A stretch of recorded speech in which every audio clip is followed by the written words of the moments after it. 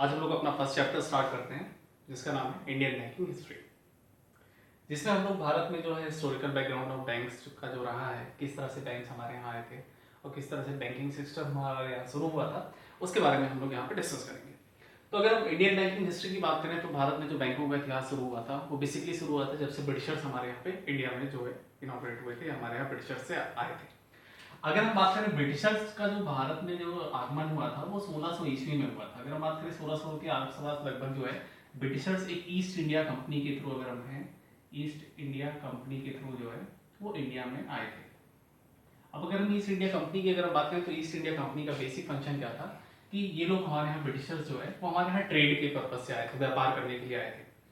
व्यापार कैसे कर रहे थे? बेसिकली हमारे यहाँ से जो है ये इंडिया से, सपोज दिस इज इंडिया से ये लोग रॉ मटेरियल, जो कच्चा माल है,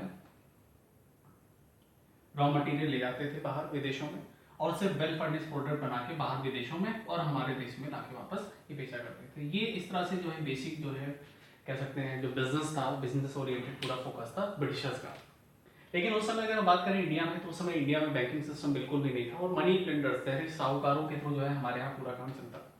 अगर हम बात कर रहे हैं बैंक की, बैंकिंग सिस्टम की, तो बैंक बेसिकली क्या होते हैं? एक ऐसा फाइनेंशियल इंस्टीट्यूशन या एक ऐसा लीगल ऑर्गेनाइजेशन जिसको किसी लीगल अथॉरिटी ने परमिशन दे रखी हो बैंकिंग की फैसिलिटी प्रोवाइड करने की।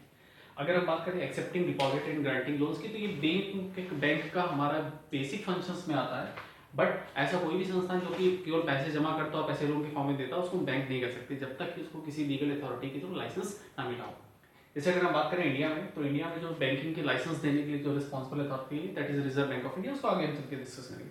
तो bank is a legal organisation which is licensed by the legal authority to provide banking facility into the country. Bank एक ऐसा व्यक्ति संस्थान है जिसको किसी लीगल अथॉरिटी ने लाइसेंस दे रखा है बैंकिंग की सुविधा को प्रोवाइड करने के लिए। आगे बढ़ते हैं।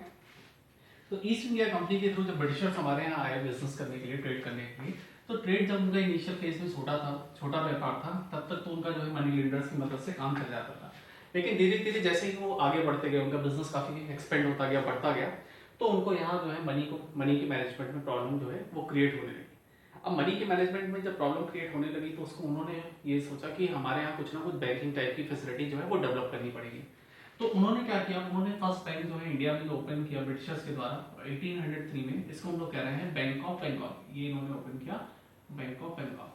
बैंक ऑफ बंगाल की अगर हम बात करें तो बंगाल रीजन में इन्होंने पहला बैंक ओपन किया जिसको हम कह रहे हैं बैंक ऑफ बंगाल। और ये कब हमारा ओपन हुआ? 1803 में।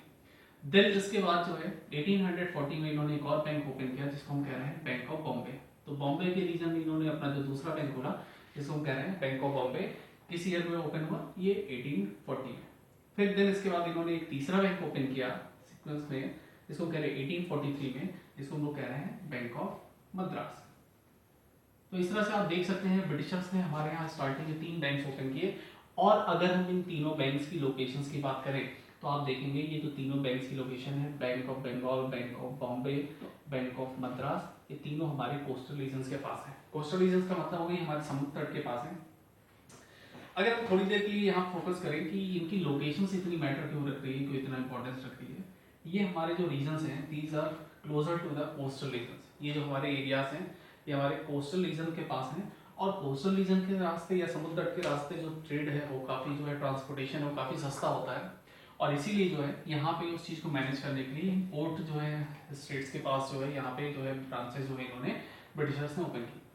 अब अगर हम बात करें तो आज की डेट में तो बैंक की ब्रांचेस आपको जो है हर जगह मिल जाएंगी, बट मैक्सिमम बैंक्स के जो हेडक्वार्टर हैं वो आपको यहाँ पे देखने को मिलेंगे। वो बात अलग है कि पैन इंडिया उनकी ब्रांचेस जो है वो एक्सपेंड हो गई हैं। नेक्स्ट वन अगर हम बात करें कि जो ब्रिटिशर्स के द्वारा तीनों बैंक ओपन किए गए थे, इनको हम लोग प्रेसिडेंसी बैंक के भी नाम से जानते हैं। प्रेसिडेंसी बैंक के भी नाम से ये हमारे जो ये तीनों बैंक हैं ये जाने जाते हैं। अब जब ब्रिटिशर्स ने जो है बैंक्स का ट्रेंड स्टार्ट किया तो सबसे पहले ये समझ लेते हैं कि बैंक का जो ट्रेंड है, ये बैंक का जो बेसिक फंक्शन है बैंक इन्होंने किस तरह से स्टार्ट किया। अब जब इन्होंने बैंकिंग सिस्टम को स्टार्ट कर दिया तो जब इंडियंस थे उन्होंने भी सोचा यार क्यों ना हम लोग भी कुछ बैंकिंग जैसी एक्टिविटीज जो है शुरू करें।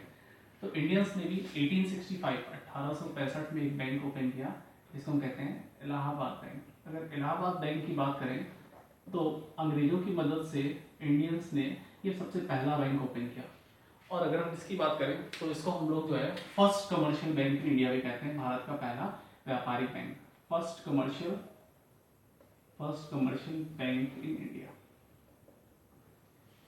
अब ये बेसिकली कमर्शियल बैंक्स क्या होते हैं, अभी इसको हम आगे चल के डिस्कस करेंगे। सिंपली अगर टर्म में कहें अभी थोड़ा सा यहाँ समझने के लिए, कमर्शियल बैंक क्या होगा, एक ऐसा बैंक जहाँ पे हम अपना बैंक अकाउंट खुलवा सकते हैं, या ऐसा बैंक जो प्रॉफिट की तरह जो है प्रॉफिट ऑर्गेनाइजेशन की तरह काम करता है, उसको हम कह सकते हैं कमर्शियल बैंक।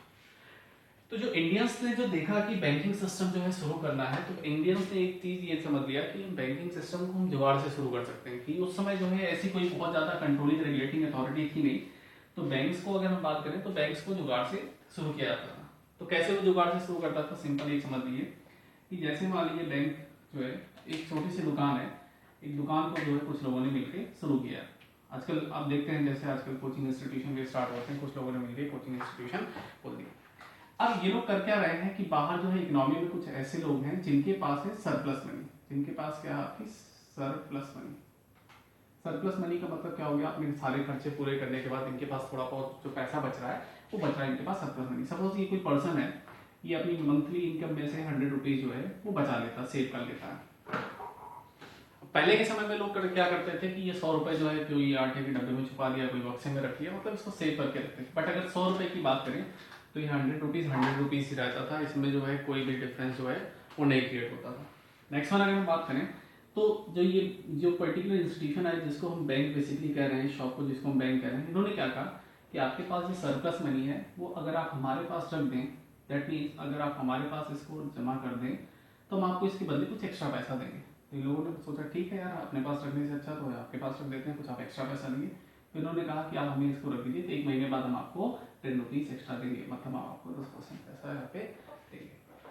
नेक्स्ट वन अगर हम बात करें तो यहाँ पे जो है सरप्लस मनी, तो यहाँ पे इन्होंने जो है अपनी यहाँ पे बैंक में जमा कर दी। अब इकोनॉमी में कुछ ऐसे भी लोग हैं जिनको पैसे की रिक्वायरमेंट है, जैसे कोई पर्सन है उसको अपना बिजनेस शुरू करना है, किसी को एग्रीकल्चर के लिए पैसा चाहिए, किसी को एजुकेशन के लिए पैसा चाहिए, कि वो लोग हैं जिनको एक जो है इकोनॉमी में पैसे की रिक्वायरमेंट है, और अगर इनको पैसे मिल जाते हैं तो ये पर्टिकुलर जो है इस पैसे के थ्रू जो है अपना जो है अर्निंग कर सकते हैं। तो बैंक ने कहा ठीक है हम आपको पैसे प्रोवाइड करेंगे, लेकिन जो है इन्होंने कहा तो पैसे हम आपको देंगे वो इन फॉर्म ऑफ लोन देंगे, और जब आप पैसा जो है हमें वापस करेंगे तो हम आपसे कुछ एक्स्ट्रा पैसा भी वो लेंगे। तो इन्होंने कहा ठीक है, जब हम आपको पैसे वापस करेंगे तो हम आपको 12 रुपीज़ वापस करेंगे। तो यहाँ से पैसा इनके पास कितना आएगा 112, इनको कितना हमको देना 110, तो 2% का जो इंटरेस्ट मार्जिन है, this one is interest margin, ये जो इंटरेस्ट मार्जिन है ये कहला रहा है बैंकिंग इनकम। तो इंडियंस ने जुगाड़ समझ लिया था कि इस तरह से जुगाड़ से हम कुछ बैंक शुरू कर सकते हैं, और उसमें चूंकि कोई controlling regulating authority as it is नहीं थी, तो कोई भी पर्टिकुलर जो है इंस्टीट्यूशंस मिलकर आपस में लोग जो है बैंक वो शुरू कर ले रहे थे। तो इस तरह से कुछ बैंकिंग का सिस्टम हम लोगों ने जो है वो स्टार्ट किया। नेक्स्ट वन अगर हम बात करें तो हम लोगों ने जो है इंडियंस ने ब्रिटिशर्स की मदद से अपना पहला बैंक ओपन किया, जिसको हम कह रहे हैं इलाहाबाद बैंक। तो अगर कभी अभी आपसे एग्जाम में क्वेश्चन फ्रेम होगा, ये कई बार क्वेश्चन रिपीट हुआ एग्जाम में कि which one is the first commercial bank, Bharat का पहला व्यापारिक बैंक कौन सा था, तो आंसर क्या होगा आपका इलाहाबाद बैंक। अगर हम इलाहाबाद बैंक की बात करें तो ये भारत का पहला व्यापारिक बैंक है। नेक्स्ट वन अगर हम बात करें, हम लोगों ने एक और बैंक ओपन किया 1881 में, जिसको हम अवध बैंक भी कहते हैं। अवध बैंक की बात करें तो इसको कहा जाता है लिमिटेड लायबिलिटी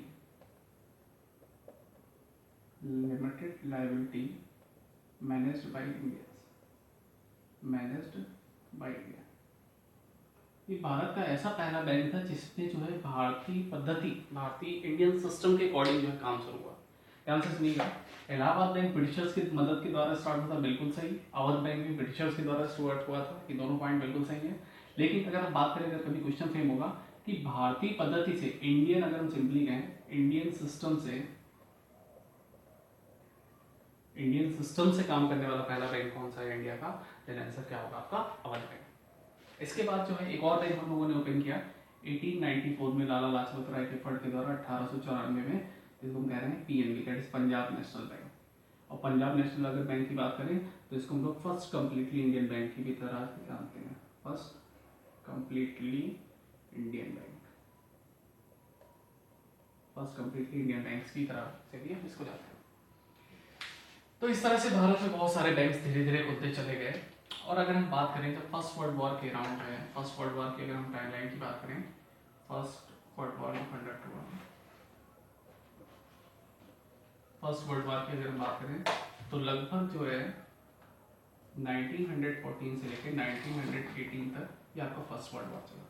और फर्स्ट वर्ल्ड वॉर के टाइम में जो है, फर्स्ट वर्ल्ड वॉर के टाइम तक जो है भारत में तकरीबन जो है 1200 प्लस जो है बैंक्स जो हैं वो ओपन हो चुके थे। 1200 बैंक्स मतलब बहुत ज़्यादा हमारे यहाँ नंबर ऑफ बैंक्स जो है हमारे यहाँ ओपन हो चुके थे।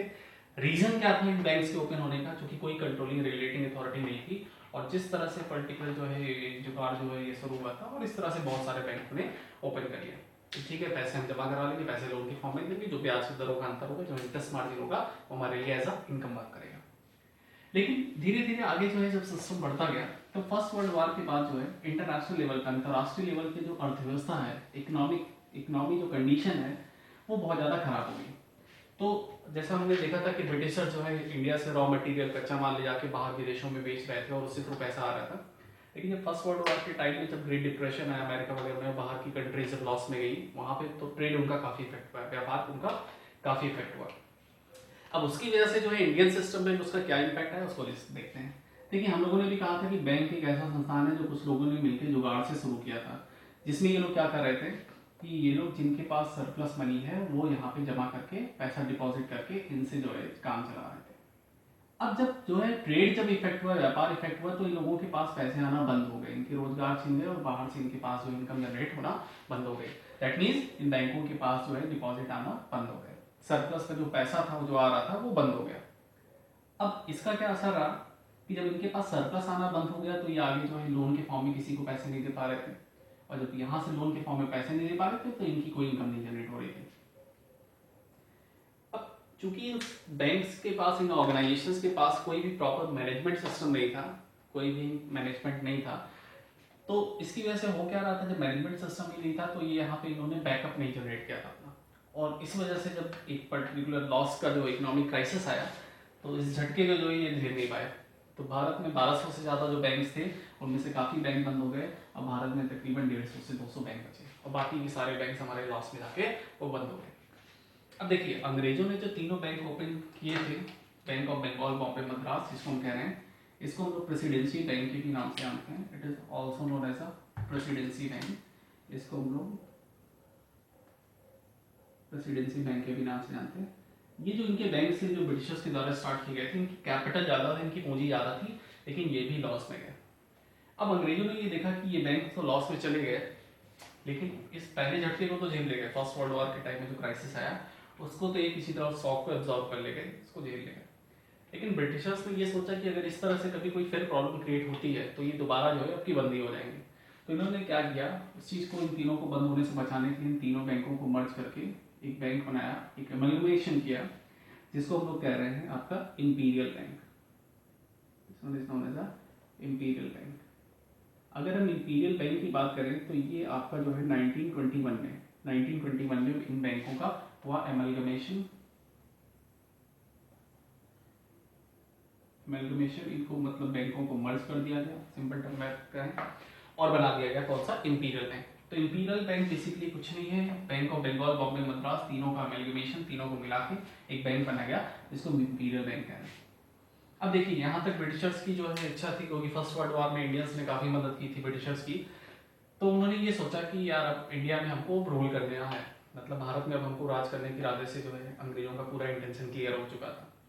अब उन्होंने सोचा किसी भी कंट्री में अगर आपको रूल करना है तो वहाँ का फाइनेंशियल सिस्टम, जो वहाँ का जो आर्थिक व्यवस्था है, वो आपको जो है वो आपके कमांड में होनी चाहिए, वो सिचुएशन उसकी अच्छी होनी चाहिए।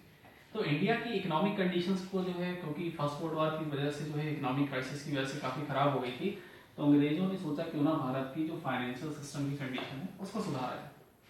उसके लिए पहला क्या था कि बैंकिंग सिस्टम को प्रॉपर तरीके से ऑर्गेनाइज करना था। तो उन्होंने एक कमीशन बैठाया 1926 में।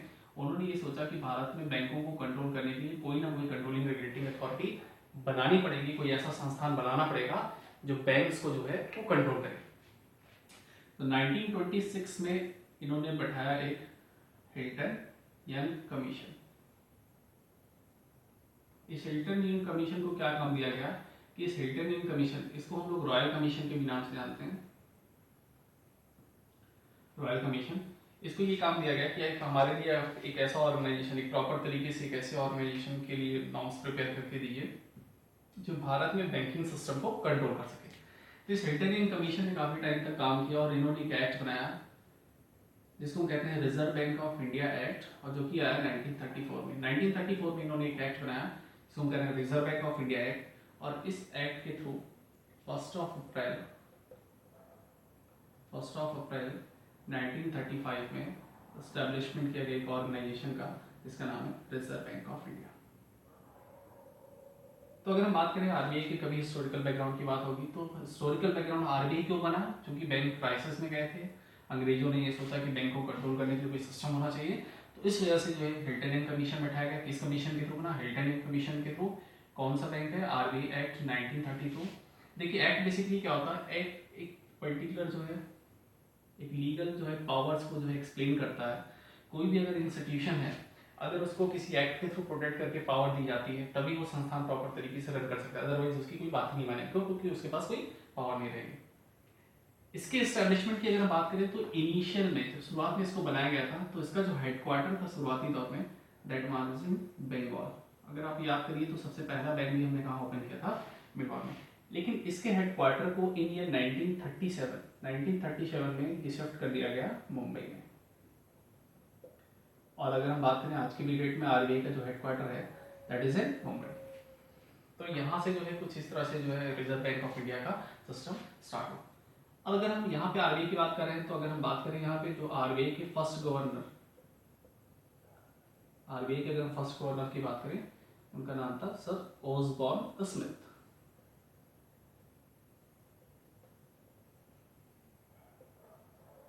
सर ओसबॉर्न स्मिथ की अगर हम बात करें तो ये जो है आरबीआई के पहले गवर्नर थे। अगर कभी एग्जाम में क्वेश्चन पे होगा who is the first governor, was the first governor of RBI, then answer will be sir Osborne Smith. ये आरबीआई के पहले गवर्नर थे। फिर धीरे धीरे जो है ब्रिटिशर्स जो है इंडिया से चले गए और इंडिया जो है वो फ्री हो गया। 1947 में फाइनली हमको अंग्रेजों से मुक्ति मिली। लेकिन अंग्रेजों ने हमारे लिए एक अच्छा सिस्टम तैयार कर दिया था बैंकिंग सिस्टम को कंट्रोल एंड रेगुलेट करने के लिए, जिसको हम कह रहे हैं रिजर्व बैंक ऑफ इंडिया। अगर हम आरबीआई की बात करें तो आरबीआई को जो ब्रिटिशर्स ने स्टार्ट किया था, तो it was like a private institution. ये प्राइवेट जो है अगर हम निजी संस्थान की तरह काम कर रहा था, जिसकी इनिशियल कैपिटल अगर हम बात करें, इनिशियल कैपिटल अगर हम बात करें, शुरुआती जो पूंजी थी that was 5 crore rupees. 5 crore रुपए के साथ इस बैंक की जो है शुरुआत की गई थी। मतलब शुरुआती जो पूंजी थी इसमें 5 करोड़ रुपए के साथ इसको शुरू किया गया। तो बहुत फ्रिक्वेंटली पूछा गया क्वेश्चन है कि what was the initial capital of RBI. RBI की जो शुरुआती पूंजी थी वो कितनी थी, तो आप आंसर क्या मार्क करेंगे, 5 crore rupees. First governor of RBI, answer will B Osborne Smith. ठीक है, ओसबॉर्न स्मिथ जो है आरबीआई के पहले गवर्नर। किस कमीशन के थ्रू आरबीआई का गठन हुआ, then answer will be Hilton and commission. ये कुछ फैक्ट्स हैं रिलेटेड टू आरबीआई। अब जब ब्रिटिशर्स जो है इंडिया से जब बाहर चले गए तो गवर्नमेंट ऑफ इंडिया जो है कंट्रोल में आ गई, और सबसे पहले जो है गवर्नमेंट ऑफ इंडिया ने आरबीआई को अपने अंदर लिया, अपने जो है पावर में लिया। तो एक चीज हमेशा ध्यान रखिएगा, ये थोड़ा सा यहाँ कॉन्सेप्ट है, किसी भी इंस्टीट्यूशन में अगर गवर्नमेंट ऑफ इंडिया की शेयर होल्डिंग या अगर हम कहें हिस्सेदारी 51% या अगर उससे ज्यादा है, सिंपली अगर हम कहें मेजॉरिटी ऑफ शेयर होल्डिंग जो हिस्सेदारी है जो अधिकता है वो अगर सरकार की है, तो ये जो इंस्टीट्यूशन है अगर बैंक है तो इसको हम कहेंगे पब्लिक सेक्टर बैंक, या अगर कोई कंपनी है तो public sector undertaking, public sector unit. मतलब इसको हम सरकारी संस्थान अगर सिंपल भाषा में कहें तो कहते हैं। मतलब you are preparing for the government job, क्यों, क्योंकि उसमें गवर्नमेंट ऑफ इंडिया की जो इंस्टीट्यूशन है उसमें शेयर होल्डिंग कितनी, 51% या उससे ज्यादा। Minimum it should be 51% and above it can exceed. तो यहाँ पे अगर हम बात करें तो जो ब्रिटिशर्स को जो है पर्टिकुलर जो ब्रिटिशर्स से जो हमको मुक्ति मिल गई, तो गवर्नमेंट ऑफ इंडिया ने इसको अंडरटेक किया। तो इन्होंने एक एक्ट बनाया that was known as a banking regulation act. Banking regulation act जो कि बेसिकली आया 1949 में, और इस एक्ट के थ्रू आरबीआई को हमने नेशनलाइज किया। RBI was nationalise. तो कई बार एग्जाम में क्वेश्चन पूछा जाता है कि व्हेन आरबीआई वाज नेशनलाइज, तो आरबीआई की अगर हम बात करें तो 1 जनवरी 1949 में इसका जो है राष्ट्रीयकरण हुआ। किस एक्ट के थ्रू हुआ, फिर से आरबीआई को भारत में बैंकों के संचालन करने के लिए कौन सा एक्ट पावर देता है, इसको हम कहेंगे banking regulation act, that is known as a banking regulation act 1940 में। अब यहाँ पे थोड़ा सा पॉइंट आप बिल्कुल क्लियर कर लीजिए। आरबीआई की अगर हम बात करेंगे, रिजर्व बैंक ऑफ इंडिया की, इसको हम सेंट्रल बैंक ऑफ इंडिया या भारत का केंद्रीय बैंक भी कहते हैं। ये बैंक हमारे यहाँ सबसे ज्यादा इंपॉर्टेंट रोल प्ले करता है। जितनी भी हमारी फाइनेंशियल एक्टिविटीज हो रही हैं थ्रू द बैंक्स, उन सबको कंट्रोल करने के लिए हमारा reserve Bank of India responsible है। अब अगर हम बात करें आरबीआई को, देखिए दो एक्ट के थ्रू पावर मिलती है। पहला तो एक्ट है आपका जो है reserve Bank of India act 1934। मतलब अगर हम बात करेंगे आरबीआई का जो ऑर्गेनाइजेशनल स्ट्रक्चर है, मतलब आरबीआई का जिस हिसाब से गठन किया गया है, उसको जो बेसिक पावर दी गई है that is through the reserve Bank of India act 1934। और जो इसका दूसरा एक्ट जो इसको पावर प्रोवाइड करता है that is banking regulation act. जैसा इसका नाम से पता चला आपको, बैंकिंग रेगुलेशन मतलब बैंकों का संचालन, बैंकों को रेगुलेट करने के लिए जो पर्टिकुलर आरबीआई को पावर देता है जो act that is banking regulation act. और ये कब आया? 1949। मतलब कि अगर हम बात करें 1949 के बाद से जितने भी बैंक हमारे यहाँ मोस्टली जो डेवलप किए गए या जिनको भी लाइसेंसिंग दी जाएगी, उन सबके लिए कौन काम करेगा? Reserve Bank of India. ठीक है, ये तो सो आपको यहाँ तक क्लियर होगा। अगर हम बात करें तो हिस्टोरिकल बैकग्राउंड में यहाँ तक तो हमारा जो इम्पोर्टेंट रोल यहाँ तक कंटेंट है। इसमें अगर आगे बढ़े, इसी कंटेंट में थोड़ा सा इसमें आगे बढ़ते हैं, तो रिजर्व बैंक ऑफ इंडिया तो देखिए हमारा बन गया। अब गवर्नमेंट ऑफ इंडिया के पास आफ्टर इंडिपेंडेंट, स्वतंत्रता के बाद हमारे पास क्या क्या चैलेंजेस थे? अगर सरकार के पास बात करें तो क्या क्या चैलेंजेस थे इंडियन गवर्नमेंट के पास, इंडियन इकोनॉमी में? तो अंग्रेजों ने आरबीआई तो बना दिया था, ठीक है, हमारे यहाँ बहुत सारे बैंक्स भी ऑलरेडी खुले हुए हैं, ठीक। लेकिन प्रॉब्लम क्या थी कि अभी तक जितने भी बैंक्स थे वो सारे के सारे अर्बन एरियाज में थे, मतलब अगर हम कहें शहरी इलाकों में, क्योंकि जहाँ जहाँ इंडस्ट्रीज थी वहाँ उन पर्टिकुलर बैंक्स को फायदा मिला था, क्योंकि इंडस्ट्रीज वहाँ पैसे कमाते तो पैसे जमा करते थे और वहाँ से उस तक का काम चला था। अगर हम बात करें रूरल एरियाज में, दैट इज इन ग्रामीण क्षेत्रों में, अगर हम कहें सिंपली, तो ग्रामीण क्षेत्रों में बैंकिंग की फैसिलिटी बिल्कुल भी नहीं थी। अगर हम कहें तो आज की भी डेट में आफ्टर इंडिपेंडेंट भी अगर हम देखें तो बहुत सारे लोग, फॉर्मर्स की अगर हम बात करें या छोटे जो है जो व्यवसायी है, बिजनेसमैन है, वो सबके सब आज भी जो है मनी लेंडर्स पे डिपेंडेंट है। मनी लेंडर्स मतलब साहूकार।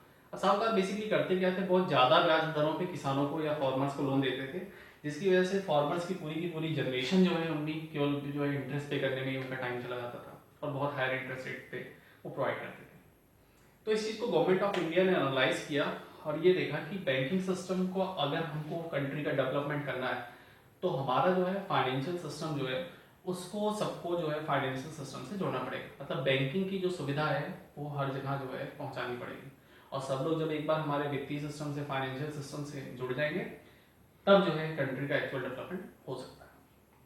तो इसके लिए किया क्या गया, अगर आपको याद हो तो अभी हम लोगों ने 3 पर्टिकुलर बैंक्स देखे थे, जो बंगाल, बैंक ऑफ बंगाल, बॉम्बे, मद्रास, जिसको हम लोग जो है प्रेसिडेंसी की बैंक के भी नाम से जान रहे थे। अगर सिंपली देखें, बंगाल हमने देखा था, बैंक ऑफ बॉम्बे देखा था, और मद्रास, बैंक ऑफ बंगाल, बॉम्बे और मद्रास।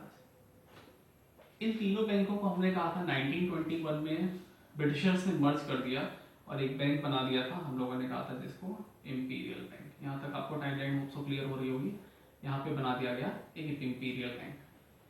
अब गवर्नमेंट ऑफ इंडिया ने क्या किया, जो उस समय का सबसे बड़ा बैंक था, अगर हम आरबीआई को छोड़ दें, जो सबसे बड़ा बैंकिंग जो ऑपरेशन परफॉर्म कर रहा था, जिसको हम इंपीरियल बैंक कह रहे हैं, इसी बैंक को गवर्नमेंट ऑफ इंडिया ने अपने अंडर टेक कर लिया। मतलब गवर्नमेंट ऑफ इंडिया ने अपनी जो है शेयर होल्डिंग 51% से ज़्यादा बढ़ा दी और एक एक्ट इन्होंने बनाया जिसका नाम था एसबीआई एक्ट 1955, और इसी बैंक का, इंपीरियल बैंक का नाम चेंज करके बदल दिया गया स्टेट बैंक ऑफ इंडिया। तो अगर हम स्टेट बैंक ऑफ इंडिया की बात करें तो स्टेट बैंक ऑफ इंडिया का अगर हिस्टोरिकल बैकग्राउंड, जिसको हम कहते हैं भारत का सबसे बड़ा पब्लिक सेक्टर बैंक है, सरकारी बैंक है बेसिकली, जो होता है पब्लिक सेक्टर बैंक, अभी देखेंगे। तो उसकी अगर हम बात करें तो जो स्टेट बैंक ऑफ इंडिया है वो इस तरह से कुछ बना। क्या था हिस्टोरिकल बैकग्राउंड, 1840, 1843, 1843, 3 बैंक खुले, बंगाल, बॉम्बे, मद्रास। इन तीनों बैंकों को मिला के एक बैंक बना 1921 में, इनके अमेलगमेशन से, that is known as the imperial bank. और इसी इंपीरियल बैंक को आगे चेंज करके हमने एक एक्ट बनाया, एसबीआई एक्ट 1955, और इसके थ्रू हमने जो है स्टेट बैंक ऑफ इंडिया का गठन किया। तो इस तरह से स्टेट बैंक ऑफ इंडिया बना। आगे हम बात करें तो प्रेसिडेंसी बैंक के अंडर में भी कुछ बैंक्स जो है वो उस समय वर्क कर रहे थे, जैसे state Bank of Bikaner, state Bank of Jaipur, state Bank of Patiala, Travancore. अब तो इन बैंकों का मर्जर किया जा रहा है, बट अगर उस समय की बात करें तो ये जो प्रेसिडेंसी बैंक थे इनको जो है एक एक्ट बनाया गया जिसको हम कह रहे हैं state Bank of India act 1959। इस एक्ट के थ्रू जो है इसके बनाए गए एसोसिएट्स बैंक, ठीक है। तो प्रेजेंट टाइम में हमारे 5 एसोसिएट्स बैंक वर्क कर रहे हैं, जो कि आने वाले समय में आप देखेंगे कि फाइनली उनकी मर्जिंग कंप्लीट की जाएगी। आज जो है इसकी मर्जिंग को जो है प्रोसेस जो है कंप्लीट कर लिया गया और आने वाले समय में आपको मर्ज दी। लेकिन 1955 तक एक SBI 5 इसके बैंक जो है ये ओपन है। नेक्स्ट वन आगे अगर देखते हैं तो जब स्टेट बैंक ऑफ इंडिया को गवर्नमेंट ऑफ इंडिया ने अंडरटेक कर लिया, मतलब भारत सरकार ने अपनी हिस्सेदारी इसमें जो है बढ़ा दी, तो मतलब ये सरकार के गवर्नमेंट ऑफ इंडिया के जो है कह सकते हैं नॉर्म्स पे काम करेगा, मतलब उसके अकॉर्डिंग ये जो है फंक्शनैलिटी करेगी। अब दैट मीन्स कि अगर जो है भारत सरकार अगर SBI से कहेगी कि तुमको जाके ग्रामीण क्षेत्र में ब्रांच खोलनी है और वहाँ तुमको फंक्शन करना है, दैट मीन्स अब स्टेट बैंक ऑफ इंडिया को जाना पड़ेगा। क्यों? क्योंकि जो है गवर्नमेंट ऑफ इंडिया वहाँ पर इसके पीछे है। अगर हम बात करें अगर स्टेट बैंक ऑफ इंडिया जो है अगर लॉस में भी जाता है रूरल एरियाज में जाने पे, तब भी जो है गवर्नमेंट ऑफ इंडिया उसके लिए ऐसा बैकअप काम करेगा। लेकिन अगर थोड़ी देर के लिए ये सोच के देखें कि स्टेट बैंक ऑफ इंडिया को तो हमने जो है गवर्नमेंट ऑफ इंडिया ने अंडरटेक कर लिया, ठीक है, लेकिन स्टेट बैंक ऑफ इंडिया क्या अकेला इतने बड़े भारत में उस टाइम हर जगह रूरल एरियाज में जाके ब्रांचेस ओपन करके क्या डेवलपमेंट प्रोसेस कर सकता था? Answer is no. क्यों? क्योंकि स्टेट बैंक ऑफ इंडिया अगर नंबर ऑफ ब्रांचेस अपनी ओपन करता फिर भी फंक्शनैलिटी को जो है प्रॉपर तरीके से फंक्शन नहीं परफॉर्म करता। तो इस चीज को खत्म करने के लिए इसका जो सोल्यूशन खोजा गया वो इंदिरा गांधी जी ने खोजा और इन्होंने स्टार्ट किया एक system that was known as the nationalisation of banks in India. उन्होंने बैंकों का राष्ट्रीयकरण शुरू कर दिया, that is known as the nationalisation of banks in India. भारत में अब इन्होंने बैंकों का राष्ट्रीयकरण शुरू कर दिया। तो जब सबसे पहला जो इसका चरण शुरू किया गया that was the first phase, इसको फेज 1 कह रहे हैं। तो फेज 1 में क्या किया गया? फेज 1 कंडक्ट किया गया 1969 में, इसको हम कहते हैं नेशनलाइजेशन एक्ट 1969। 1969 का जो नेशनलाइजेशन एक्ट था उसमें क्या किया? देखिए नेशनलाइजेशन में बेसिकली क्या किया जा रहा है, गवर्नमेंट ऑफ इंडिया जो हमारे बैंक्स ऑलरेडी ओपन हैं उनमें अपनी हिस्सेदारी 51% और उससे ज़्यादा गवर्नमेंट कर रही थी। तो जो हमारा फेज 1 स्टार्ट किया गया दैट वाज इन 1969। इसमें हम लोगों ने 14 बैंक्स का राष्ट्रीयकरण किया। 14 बैंक्स को हमने जो है राष्ट्रीयकृत किया, जो उसमें पहले बैंक खुले थे, जैसे हम लोगों ने Allahabad bank, Awadh bank, central bank of India, या अगर बात करें PNB, उन सारे बैंकों को हमने राष्ट्रीयकरण किया। तो 14 बैंक्स को हम लोगों ने राष्ट्रीयकृत किया फर्स्ट फेज में। लेकिन यहाँ पे एक कंडीशन लगाई गई थी कि ऐसे बैंक जिनके पास मिनिमम कैपिटल 50 करोड़ रुपीस या मोर देन दैट है, 50 करोड़ रुपीस या मोर देन दैट है, तो उन पर्टिकुलर बैंक्स को हम लोगों ने राष्ट्रीयकृत किया। तो पहला जो पर्टिकुलर है 14 बैंक्स को किया गया। कंडीशन क्या थी? Capital should be greater than or equal to 50 crore rupees. Capital जो है 50 करोड़ रुपए उससे ज़्यादा। तो ऐसा कोई भी बैंक जिसके पास पूंजी उस समय 50 करोड़ रुपए या उससे ज़्यादा थी, वो सबके सब बैंकों को गवर्नमेंट ने राष्ट्रीयकृत कर दिया।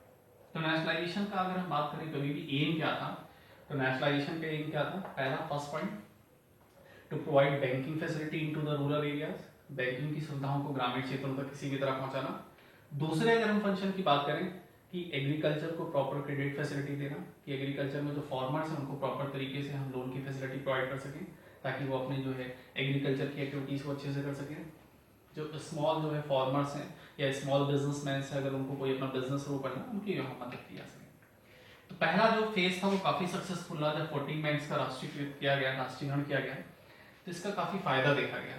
फायदा क्या हुआ कि ग्रामीण क्षेत्रों में थोड़ा सा अपलिफ्टमेंट होने लगा, जो वहाँ का जो पर्टिकुलर डेवलपमेंट था वो बढ़ने लगा। रीजन क्या था कि अब बैंक्स की ब्रांचेस जो है रूरल एरियाज में ओपन करनी थी।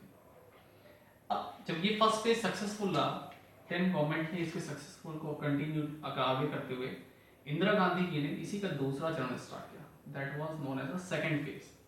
अगर हम फेज 2 की बात करें जो इसका दूसरा चरण था वो कंडक्ट किया गया 1980 में।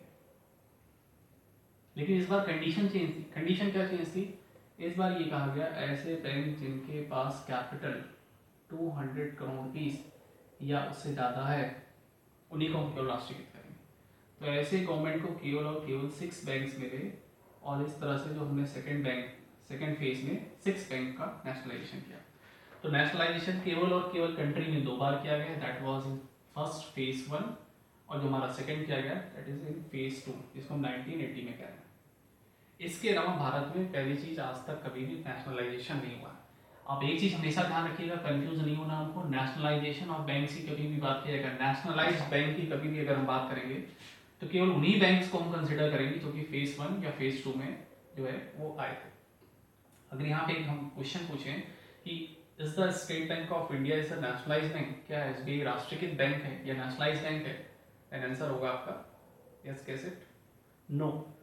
क्यों नो होगा? क्योंकि अगर हम बात करें स्टेट बैंक ऑफ इंडिया को हमने ऑलरेडी 1955 में एक अलग से एक एक्ट बनाया था, एसबीआई एक्ट 1955, उसके थ्रू हमने उसको जो है गवर्नमेंट ऑफ इंडिया ने शेयर होल्डिंग बढ़ा दी थी। तो यहाँ पे हम क्या कह रहे हैं कि जो नेशनलाइजेशन हमारा किया गया वो 1969 से स्टार्ट किया गया, और चूंकि एसबीआई को पहले ही गवर्नमेंट ने अंडरटेक कर लिया था तो उसको दोबारा जो है नेशनलाइजेशन एक्ट के थ्रू अपनी शेयर होल्डिंग फिर बढ़ाने की जरूरत नहीं थी। इसलिए अगर हम बात करेंगे तो एसबीआई जो है हमारा नेशनलाइज बैंक नहीं है, वो कैसा बैंक है, it is a public sector bank. अभी हम देखते हैं डिफरेंस क्या होगा बेसिकली एसबीआई नेशनलाइज और पब्लिक सेक्टर बैंक। तो इस तरह से अगर हम बात करें तो यहाँ पे हमारे पास टोटल बैंक्स में देखने को मिले, फर्स्ट फेज में 14, सेकंड फेज में 6, टोटल हो गया हमारे पास 20 बैंक्स। लेकिन अगर हम बात करें 1993 में एक बैंक था जिसको हम कह रहे हैं new bank of India, that was new bank of India. New bank of India जो था वो लॉस में चला गया, दैट वाज इन लॉस, और लॉस में था तो जो है इसको बचा लिया गया कैसे, इसको जो है मर्ज कर दिया गवर्नमेंट ने पीएनबी में, इसको जो है मर्ज करके गवर्नमेंट ने आज बचा लिया। तो 14 + 6 टोटल कितने में 20। एक बैंक हमारा लॉस में गया जो कि हम कह रहे हैं, जिसको हम कह रहे हैं न्यू बैंक ऑफ इंडिया। हमारे पास अब बचे कितने हैं 19 बैंक्स। तो एक चीज नंबर ध्यान रखिएगा, बहुत इंपॉर्टेंट नंबर है, प्रेजेंट टाइम में इंडिया में कितने नेशनलाइज बैंक हैं 19 nationalise bank, total 19 total nationalise bank. Bharat में इस समय कितने नेशनलाइज बैंक काम कर रहे हैं 90। तो चलिए अब जो है यहाँ तक आपको होप सो हिस्टोरिकल बैकग्राउंड का जो है कंसेप्ट यहाँ तक क्लियर होगा। अब यहाँ से एक बार हम टाइमलाइन एक बार थोड़ा सा फिर से क्विकली देख लेते हैं। तो सबसे पहले हमने देखा था 3 बैंक थे, बैंक ऑफ बंगाल, बॉम्बे, मद्रास, उनको हम लोगों ने मर्ज किया। उनको मर्ज करके हम लोगों ने एक बैंक बनाया आगे चल के इंपीरियल बैंक, और उसी बैंक का नाम हमने चेंज करके कर दिया state Bank of India. Which was the first commercial bank in India? Answer क्या था हमारा इलाहाबाद बैंक, ब्रिटिशर्स के द्वारा शुरू किया गया। जो है हमारा पहला बैंक कौन सा था, उसको हम लोग कहेंगे जो है आपका बैंक ऑफ बंगाल। लेकिन अगर कभी भी आपसे एग्जाम में क्वेश्चन पूछा जाएगा कि भारत का पहला bank, which was the first bank in India, अगर हम बात करेंगे फर्स्ट बैंक इन इंडिया, तो देखिएगा फर्स्ट बैंक अगर हम इन इंडिया की बात करें तो यहाँ पे आंसर आता है 1770 में एक बैंक ओपन हुआ था, that was known as a Bank of Hindustan।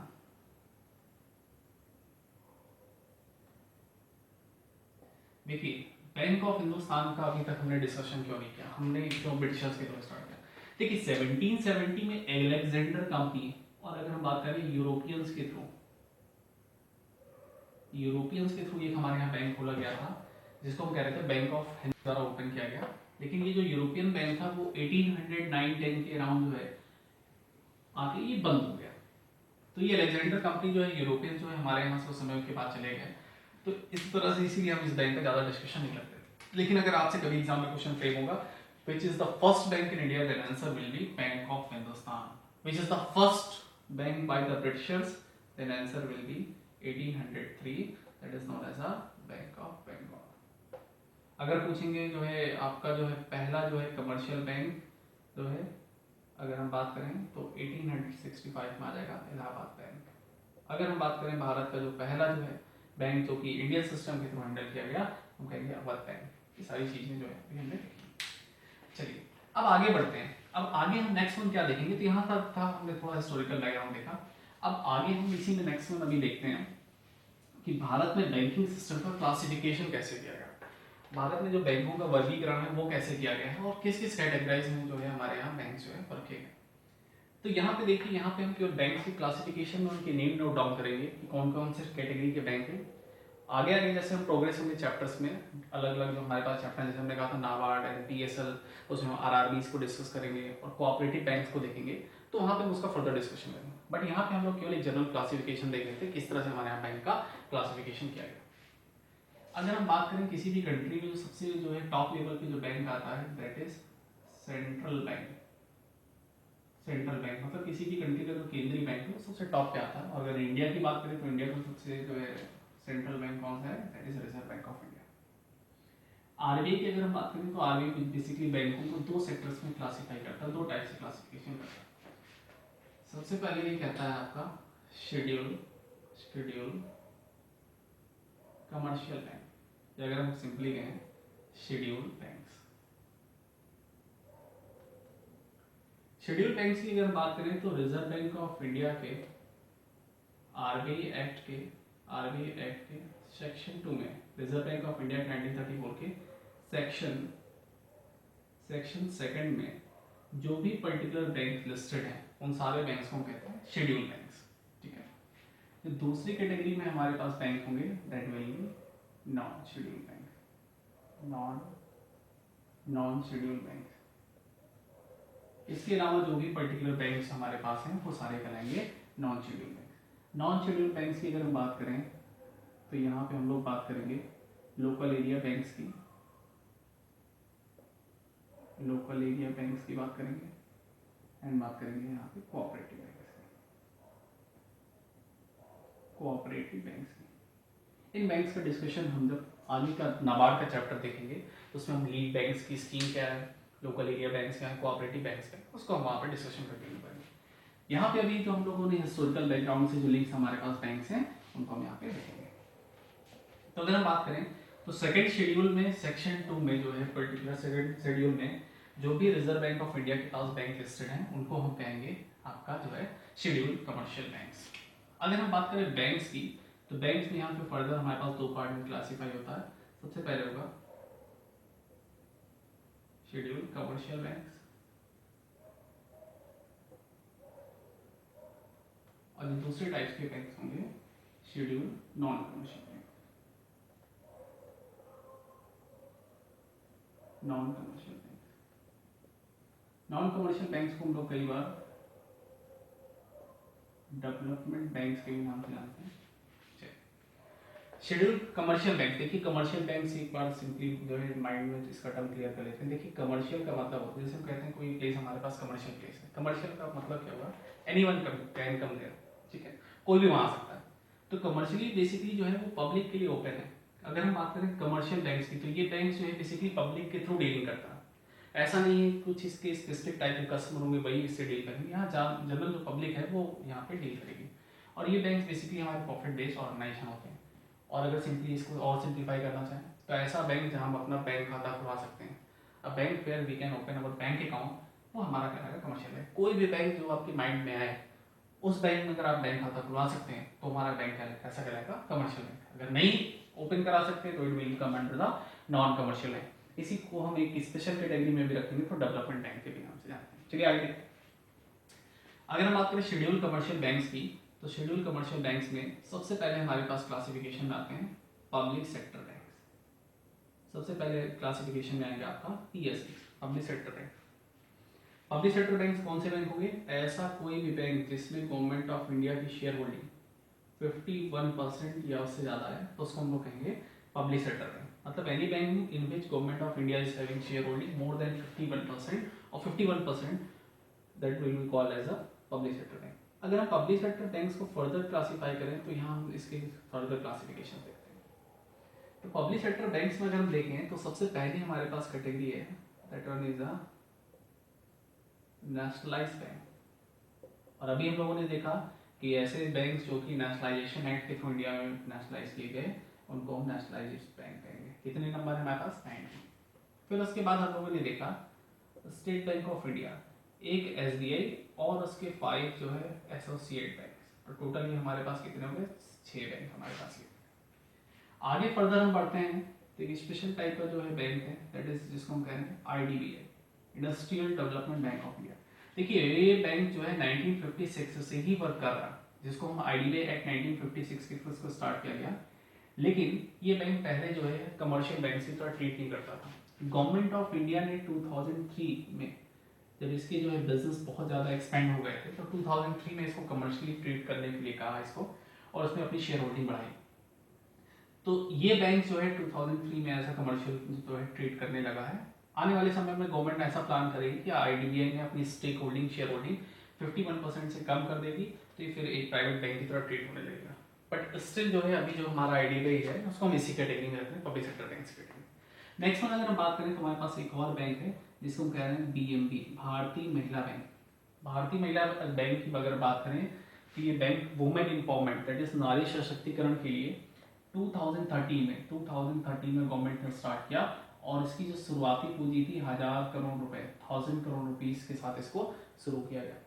तो बीएमबी में बेसिकली क्या था, स्पेशली वुमेन को पावर करने के लिए उनको जो है सशक्तिकरण करने के लिए इसको ओपन किया गया, जिसमें वुमेन्स को सस्ते इंटरेस्ट रेट पे वहाँ पे इजी प्रोडक्ट्स उनके लिए अवेलेबल थे, जिसमें उनको लोन के लिए कोई भी कोलेटरल सिक्योरिटी दैट मीन उनको कोई भी जो है प्रॉपर्टी गिरवी या कोई सिक्योरिटी गिरवी रख के उनको पैसा नहीं मिलता, इजीली तरीके से उनको लोन मिल जाता था। बट आगे चल के इस बैंक का बहुत ज़्यादा क्रिटिसिज्म भी हुआ। रीज़न क्या था, अगर आपको इस तरह की बैंकिंग की फैसिलिटी प्रोवाइड करनी थी तो आपके पास एसबीआई, पीएनबी जैसे ऑलरेडी बड़े बड़े बैंक थे, आप उनको कह देते तो इस टाइप के स्पेशल प्रोडक्ट्स को वुमेन्स के लिए निकाल सकते थे। अब इसके लिए एक अलग से बैंक बनाना ये सक्सेसफुल नहीं रहा, काफ़ी लॉस में गिरा, और आने वाले समय में जो है इसको जो है गवर्नमेंट प्लान करेगी एसबीआई के साथ कम्प्लीटली मर्ज कर देगी और ये बैंक फाइनली कुछ दिन में आपको नहीं देखने को मिलेगा। तो इसकी बहुत फ्यू जो है एरियाज में ही ब्रांचेस ओपन हो पाए। तो चलिए आगे देखते हैं। तो यहाँ पे हमारे पास एक बैंक ही हो गया, दिस वन 19 + 6 25 26 27। तो टोटल अगर हम बात करें तो इंडिया में कितने पब्लिक सेक्टर बैंक वर्क कर रहे हैं, then answer will be 27 public sector banks are presently working in India. अगर हम एक क्वेश्चन पूछें कि all the nationalised banks are public sector bank, then answer क्या होगा? हम कह रहे हैं कि सारे के सारे nationalised banks public sector banks. This statement is true, ये स्टेटमेंट हमारा सही होगा। क्या कह रहे हैं, सारे के सारे नेशनलाइज्ड बैंक हैं वो पब्लिक सेक्टर बैंक है। रीजन क्या है, क्योंकि गवर्नमेंट ऑफ इंडिया की शेयर होल्डिंग कितनी है 51% या उससे ज़्यादा। इन सारे बैंकों में गवर्नमेंट ऑफ इंडिया की शेयर होल्डिंग कितनी है 51% या उससे ज़्यादा। नेक्स्ट वन अगर हम बात करें, अगर हम कहें all the public sector banks are nationalised banks, क्या स्टेटमेंट ट्रू होगा? सोचिए आप, all the public sector banks are nationalised bank, सारे के सारे पब्लिक सेक्टर बैंक राष्ट्रीयकृत बैंक।